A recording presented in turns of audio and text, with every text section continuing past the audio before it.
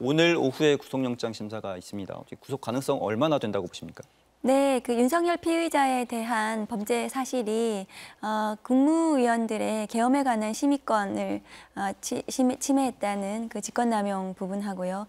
그 다음에 그 허위로 계엄 선포문을 작성하고 또 폐기하는 이것은 헌법상 대통령의 행위에 대한 문서주의와 부서제도를 정면으로 위반한 국기문란 범죄입니다. 그 외에도 적법하게 발부된 체포영장을 무력으로 저지하려고 한 특수공무집행 방해라든가 비하폰 삭제라든가 이런 범죄들은 굉장히 중대한 범죄입니다.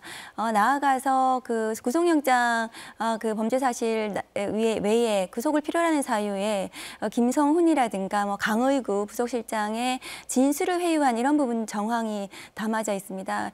영장을 발부하는 기본적인 기준이 그런 증인들의 진술 회유 이런 부분들이 중요하게 판단 기준이 되어서 영장이 발부될 것으로 예상이 됩니다. 네, 지금 말씀 주신 것만 해도 한두 개가 아닌데 일반인이 뭐 이런 정도 범죄를 범했다. 그러면 구속이 거의 된다고 봐야 되는 거죠? 네, 이 부분은 범죄의 중대성이 있고 또 피의자가 범행을 전면적으로 부인하면서 증인들에 대한 진술 회유 이런 부분들이 정황이 드러났기 때문에 영장이 발부되어야 되는 사안입니다.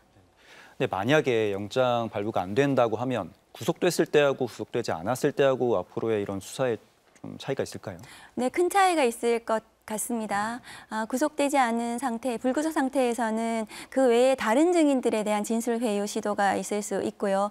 또 기타 여러 가지 그 불구속 상태에서 재판받으면서 뭐 경호라든가 이런 부분에 있어서 혼란을 주고 이런 것들이 그 문제가 되어서 불구속 상태에서 이 재판을 재판을 계속 진행하는 것은 매우 부적절하다 그렇게 생각이 들고 만일에 불구속이 된다면 앞으로 내란 재판, 피의자 윤석열에 대한 재판이 계속 몇 년 이렇게 질질 끌면서 재판 자체가 제대로 진행되지 않을 가능성도 높습니다.